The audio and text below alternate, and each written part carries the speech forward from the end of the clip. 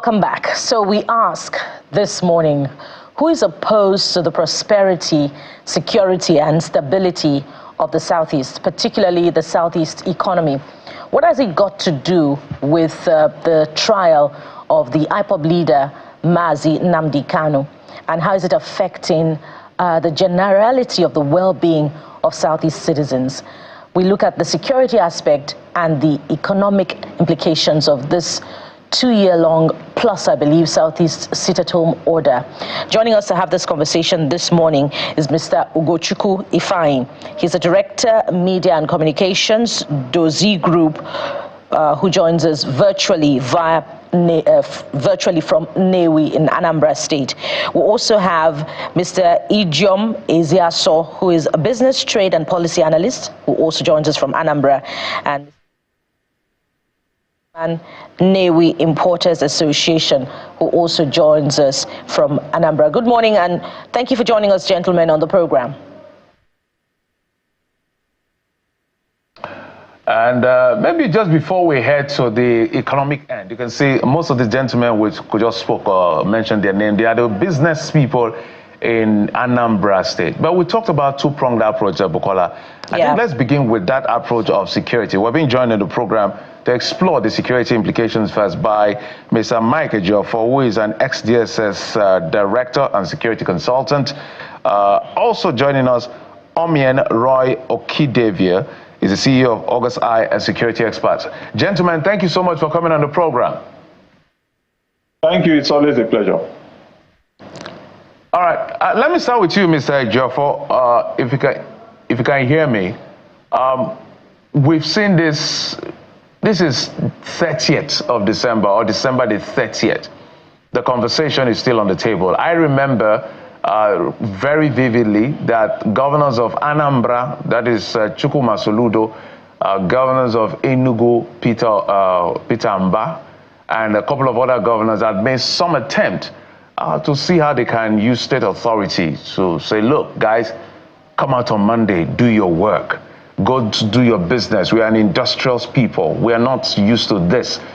Get on. And, well, with all the things they did in terms of just state presence, it doesn't look like there's some level of improvement in terms of people complying with the directive of the state government. There are even sanctions that are being proposed. So how would you interpret this age-long problem of this sit-at-home order from the security perspective?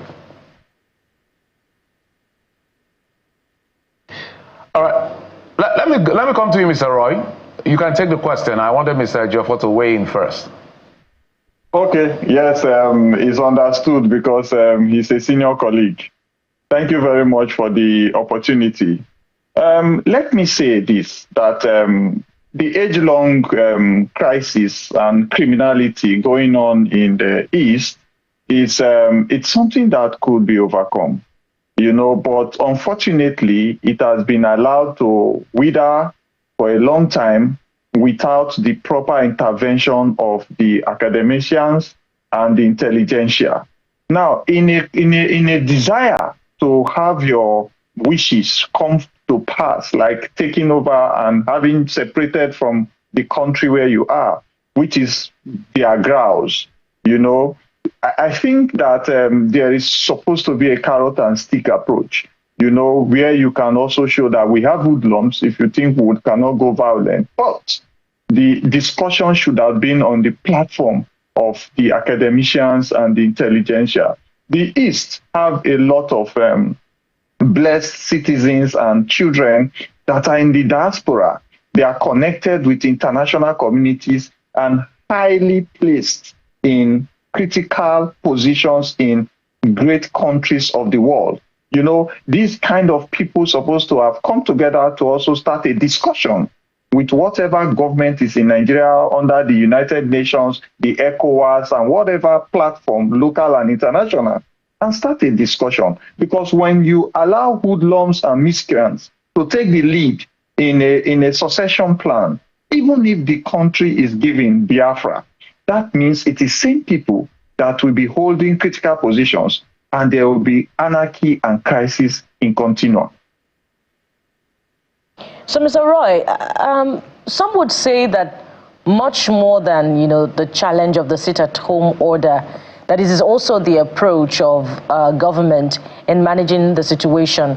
I recall, one of the Southeast lawmakers speaking on our sister program saying for almost every mile, there is a checkpoint, of army officials.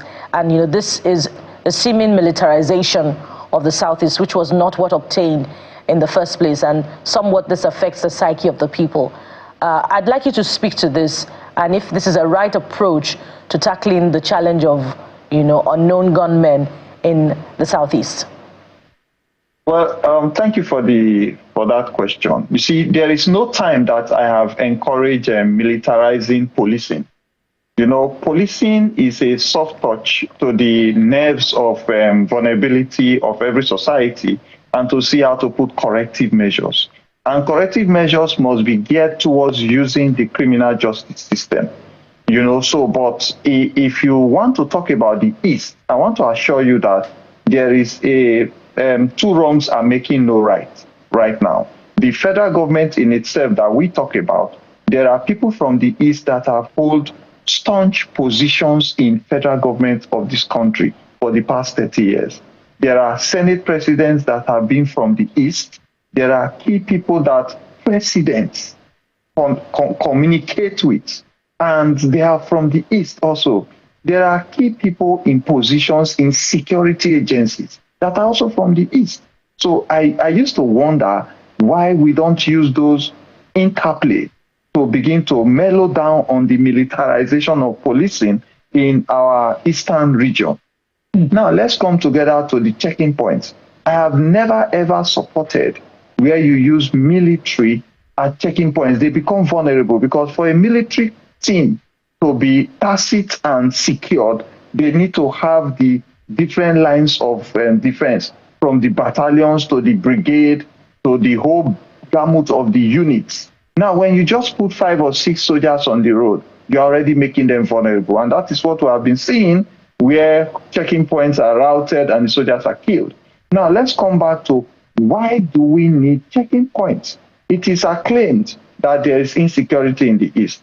Now, the insecurity in the East that we are talking about is created by the disagreement and disgruntlement as perceived, but it is initiated by the people of the East against the people of the East, because the federal government is in Abuja. So I think they need to revisit some of these things. Mr. Roy, I want to read a provision of the Constitution because we're trying to look for solution now. We've talked a lot about the problem, and I want to posit this and see what your intervention will be, how this relates to security.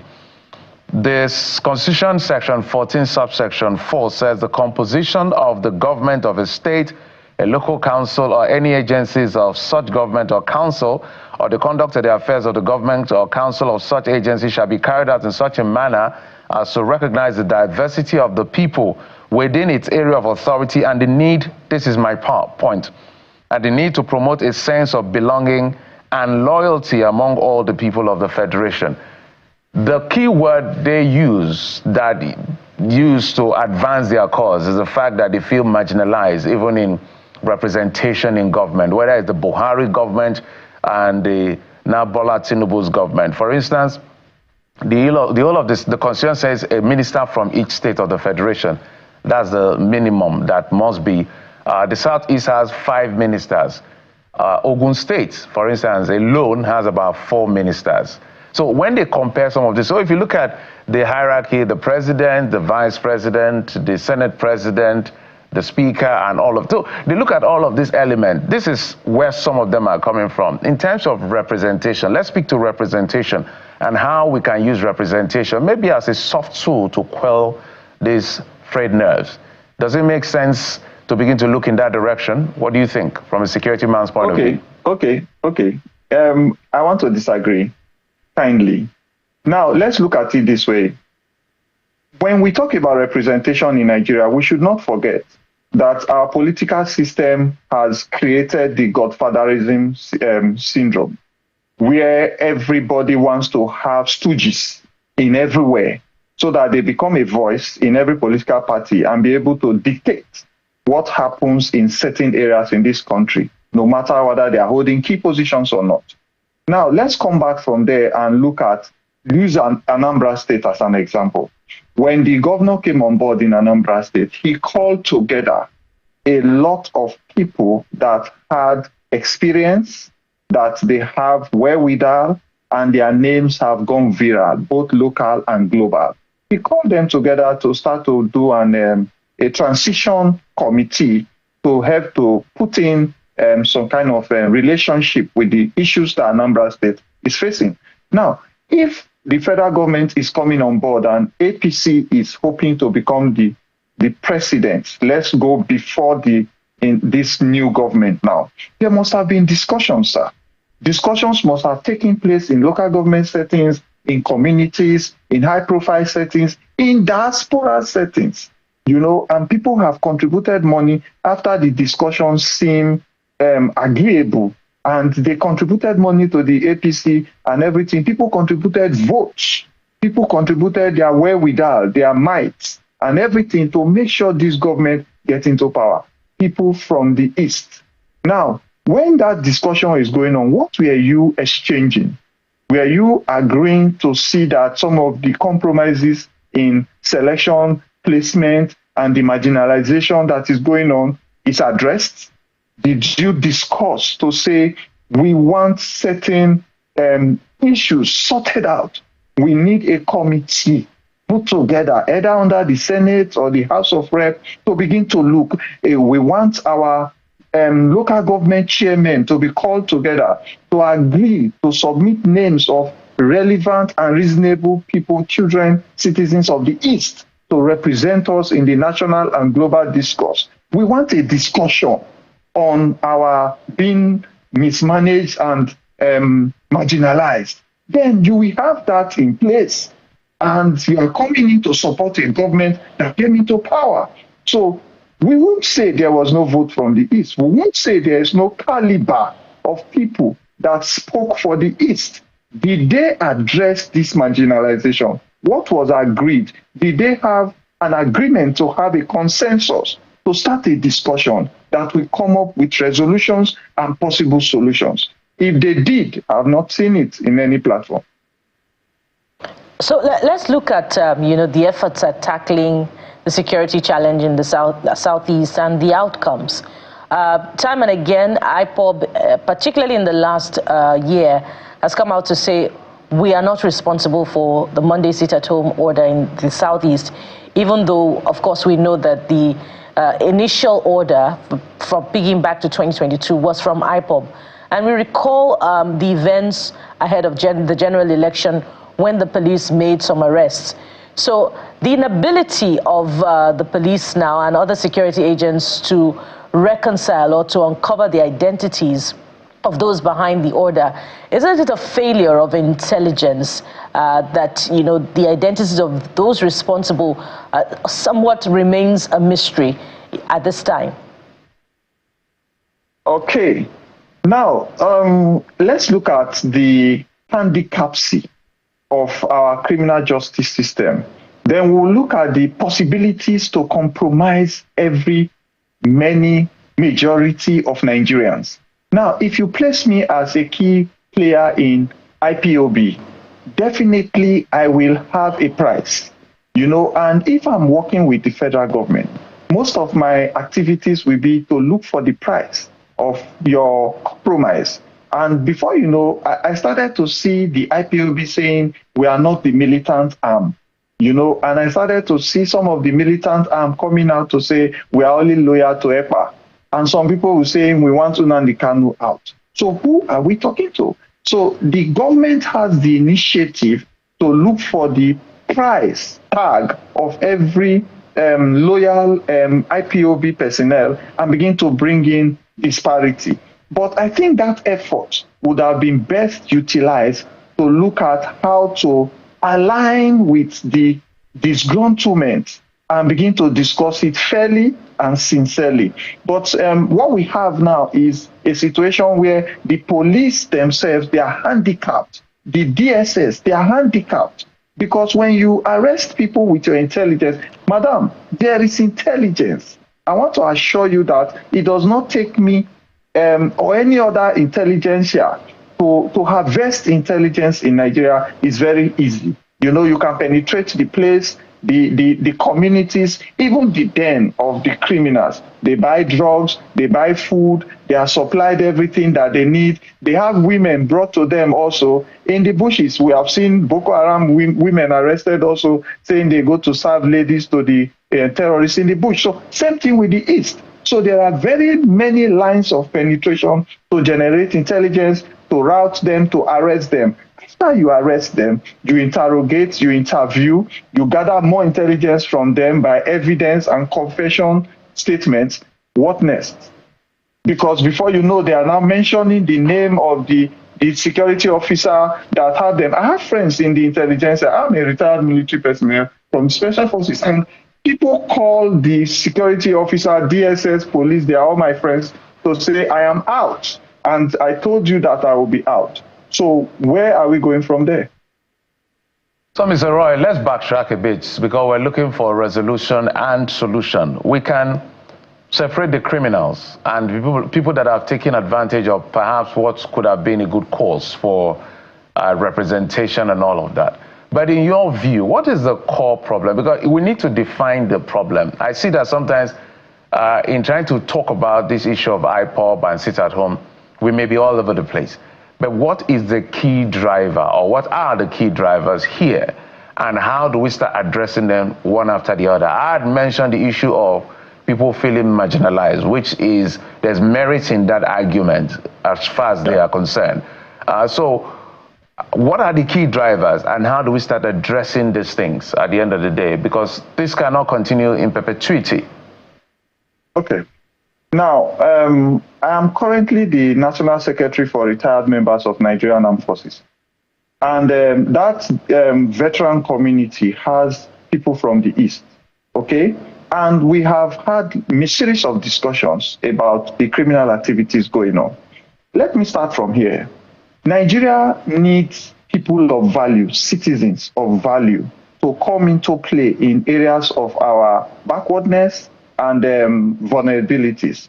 Now, if we need people of value, we should go after people of value for them to impute their valuable content in the problems that we face in Nigeria. So if those people are from the East, from the West, from the North, wherever, it shouldn't matter, okay? It shouldn't matter. And that's why I was saying that the quota system is not aligning with our current disparity, with progress and the economies of faith. Now, if we look at the doctors, the nurses, the manufacturers, the inventions, and everything that we can harvest from the East, why not give them an opportunity? You know, so if you say you are a political head in the country and one young man created a drone or a transformer from Anambra or from Enugu, the government should back him up immediately before the international community takes him out, and the government should see that that idea is harvested, is procuring results by putting him under technical and professional production systems. You know, but we have that challenge. That's going back to what I told you earlier, that the political system we run, it's an aggressive one. It's not one that goes after intelligence and production. So we have this challenge, and we need to sort it out by looking for Nigerians with value, giving them an opportunity to impute that value in our current vulnerabilities. So now let's look at the current intervention on ground put together by both the federal government and the state governments. You talked earlier about, you know, the vulnerability of the checkpoints where, you know, soldiers are the ones mounting it and how they're exposed to attack. Let's also look at the efforts of state governments, you know, going around for confidence building, admonishing the traders to come out on Mondays. But still, we see that the sit-at-home order subsists, it suffices. It shows that perhaps, there is a lack of confidence in the security intervention provided by the subnationals in that region. So why do you think the business traders do not have confidence in the interventions that the state governments provide? And, in the alternative, what can be done, to boost confidence in the traders such that they can come out, on Mondays? Well, from certain levels, thank you very much. From certain levels that I have interfaced with solutions for insecurity, I have seen that there is a triangle of purpose. The triangle of purpose means that you have security, you have insecurity, and you have show of force. Now, if you want to attack insecurity situations with show of force, that means you are reacting. If you want to react, that means you are coming out to use violence against violence. But what Nigeria really needs right now, especially with this kind of request for secessioning and to get your own country, go get out of the country called Nigeria. Now, what we need is to impute security measures, and security measures are proactive. Security measures are supposed to see ahead and create opportunities to deter and to delay. Now, when you delay and deter, you will have opportunity to apprehend certain people we call culprits or suspects. Now, those people that you get as culprits or suspects, they will be identified by another certain level of people called victims. And those level of people called victims and the culprits, the security agencies will be able to harness a lot of evidence. These victims, culprits, and evidence will be taken to a criminal justice system. That is another area where Nigeria has been handicapped. There needs to be a criminal justice system to impute punitive measures for crimes like arson, murder, and public disturbance, which is aligned with all of these things that you do at the sister home. Now, when you can penetrate this criminal justice system into the crimes being committed, then you start to assign and align penalties. Once you begin to give penalties, you will see that you are creating a deterrence. That's one. Two, you will now create confidence for the security agencies to be able to go ahead to bring more people to you, the judicial system, to say these are more of them, penalize them. And as you are doing that, pari passu, the same time, you are also discussing with the problem. You are calling medical doctors from the East, you are calling professors from the East, and starting a discussion. Why you are taking the criminal elements out and putting them towards a judicial system. And make sure when you are doing that, you are doing it in the North, in the South, in the East, and everywhere, so that it will also seem as if you are selective in your judicial process. Now, when you can have that done, those that are intending to get into the criminal act of saying sit at home or we kill you or we do this, we see punitive measures going on, and they will see an alternative to their problem being taken place by the discussions going on. So you begin to have a balance in those directions. I'm still going to stay on this question, but what does it say when the fear of attack as pushed by whether ESN or IPOB or whoever within that region overrides institutional assurances for safety? What does that mean from the security? Thank you. Okay, I'm supposed to mention that in that her question. You see, assurances must come from the intelligence and professionalism of an agency. You don't come and give me assurance on TV or on social media to say the police are sending 2,000 policemen. We are going to rout, we are going... No. We want to see you as we are in the East, we are waking up.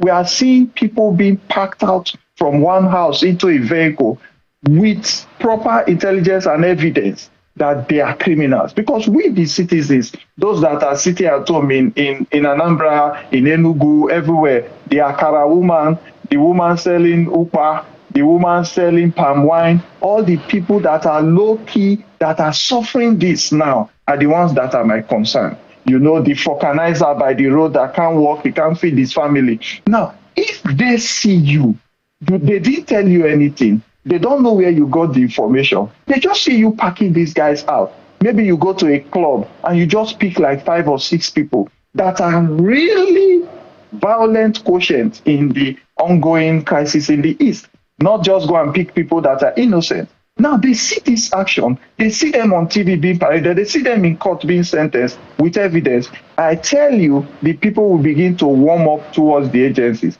Look at what is happening in NDLA. Did you see them coming out to say, we want to do this, we want to do? You just hear that a house is busted and a factory is busted. Someone was arrested at the airport that swallowed a lot of, you know, that is what we see. So because of that, we begin to warm up towards them and we are able to give them some information. So if the police, the DSS, begin to take this action and the judiciary collaborates their action by imputing penalties and normal processes of judicial system, within a week or 2, we don't want cases that will be flying like Evans the kidnapper or Madume and all those long-term cases. We want a week or 2 closures and you put a penalty. Then I assure you the people will have trust and the agency personnel will have confidence and the system will begin to get stable. But Mr. Roy, leaders of the Southeast would say that it is beyond, not in exact words now, beyond the administration of criminal justice system, but more to do with the continuing detention of Mazi Nnamdi Kanu, and that once he's released, the Southeast will experience peace. I'd like you to speak to that. Okay, I am an agitator, okay? I have started agitation for the military veterans for a long time. We have sealed up Ministry of Defense, we have sealed up Ministry of Finance, we have done carrot and stick approach, we have written letters, we have held meetings. We are still on the matter, okay? Because veterans are dying every day, so it's grieving. Okay, so if I am Nnamdi Kanu right now, I will be happy that I am achieving results. Why are you achieving results? You are drawing attention. Your plan is not to become a hero. Your plan is to make the case a hero. So you are already drawing attention globally to the case. You are already in the midst of the government to be able to state your grievances in their presence continuously. And you are already being taken towards the court rooms where your lawyers can present your case. You know, so, and they are protecting you, you know, so he's achieving 150% already of what he started. But when it becomes personal, that is where you begin to miss it, you know. And when the people outside start to use your name to cause more mayhem and kill and maim and burn, it becomes a misnomer in the course of achieving your aims and objectives. Because being in detention is already an opportunity for you to interface with government. You know, so everybody should have sheathed their sword, hold ground, while you finish that interface and that discussion. There's a lot to discuss and explore, because the end of the conversation, or the purpose of the conversation at the end of the day, is to make sure that the people go back to their businesses, especially the class of people you mentioned, the market woman on the street and the man who is doing business by the roadside. But we must thank you so much for your insight. Omen Roy Okideve is the CEO of August Eye and a security expert. Thank you so much. Thank you for your service. Thank you. It's always a pleasure. Yeah. All right, we'll take a quick break now. When we come back, we're still staying with the issue of the Southeast. Sit at home, but this time we're shifting gears from security to the economy, how it's impacting the businesses in that area. Join us again.